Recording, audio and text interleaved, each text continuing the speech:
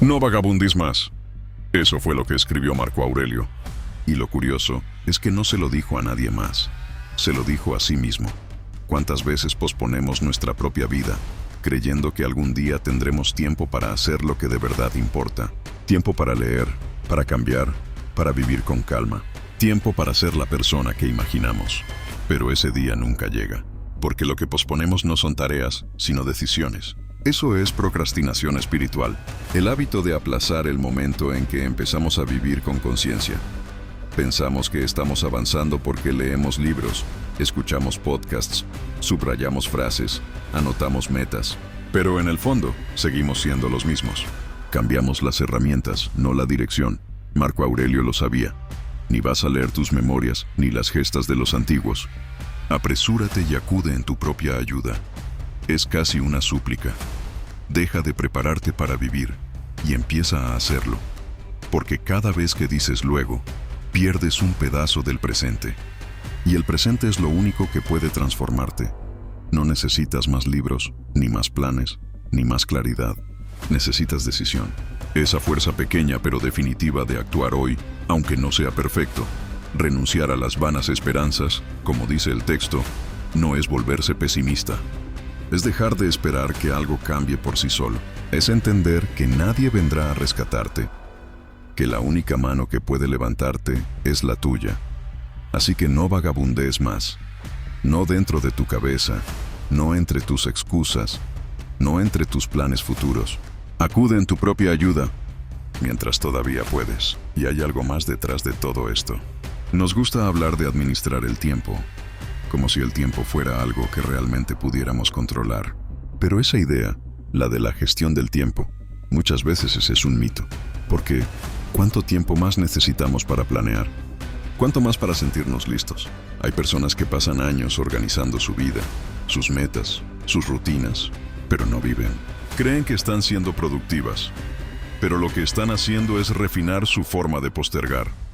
La administración del tiempo se vuelve una excusa elegante para no avanzar. Ordenamos el calendario, pero no el propósito.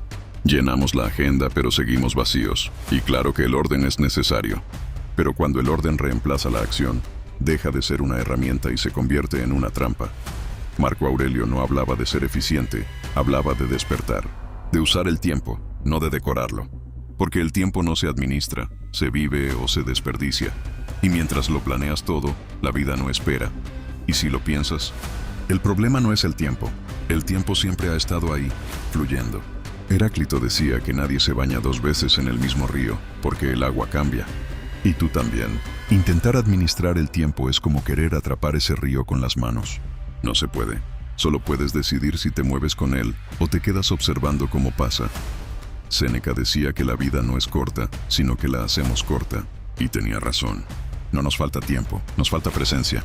Gastamos nuestras horas como si tuviéramos infinitas y luego decimos que la vida se va rápido. No es que se vaya rápido, es que la vivimos distraídos. Y ahí es donde Marco Aurelio y Séneca se encuentran.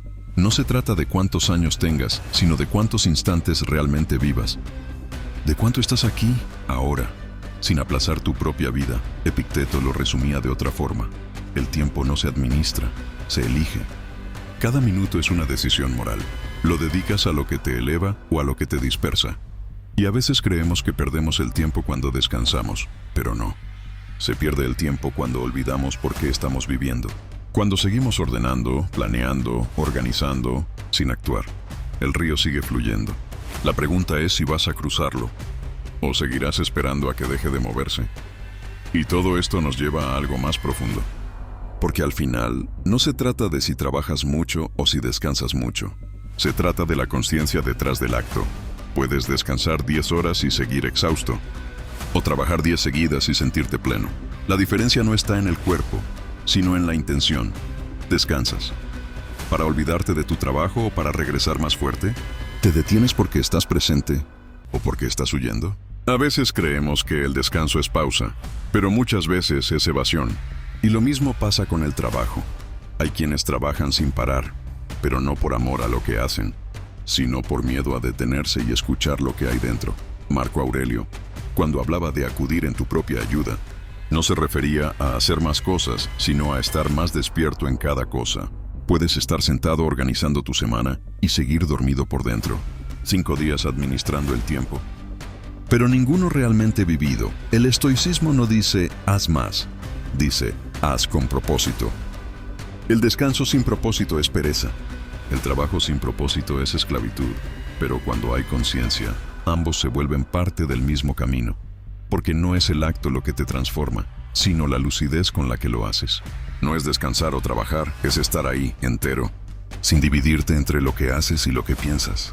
Y cuando logras eso, todo lo cotidiano, trabajar, descansar, planear, incluso fallar, se vuelve práctica espiritual, porque entonces ya no vives para huir del cansancio ni para ganarle al tiempo, sino para estar despierto mientras pasa. Y en medio de todo esto, hay algo que nunca cambia, nuestras virtudes estoicas. Porque al final, cuando todo se desordena, el tiempo, el trabajo, el descanso, los planes, lo único que puede guiarnos de vuelta al centro son esas virtudes. La sabiduría, que nos recuerda que vale la pena y que no. Esa voz interna que distingue entre lo urgente y lo importante, entre lo que brilla y lo que nutre. La justicia, que nos saca del ego y nos conecta con los demás. Porque el tiempo no solo se mide en horas, sino en cuánto bien generas mientras pasa. Ser justo no es cumplir reglas, es actuar desde la empatía, incluso cuando nadie te está mirando.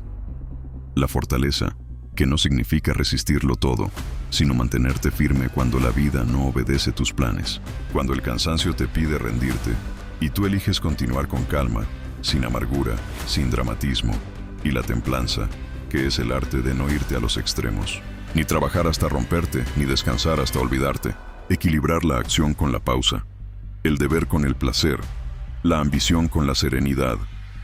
Estas virtudes son como un compás. No importa cuánto cambien las circunstancias, siempre te muestran el norte. Y cuando vuelves a ellas, el ruido se apaga. Ya no necesitas controlar el tiempo, ni justificar tus decisiones. Sabes qué hacer, porque actúas desde el carácter, no desde la confusión. Así que, cuando sientas que estás perdiendo el rumbo, no busques más planes, busca tus virtudes. Porque ahí está el verdadero orden, no en lo que haces, sino en quién estás siendo mientras lo haces.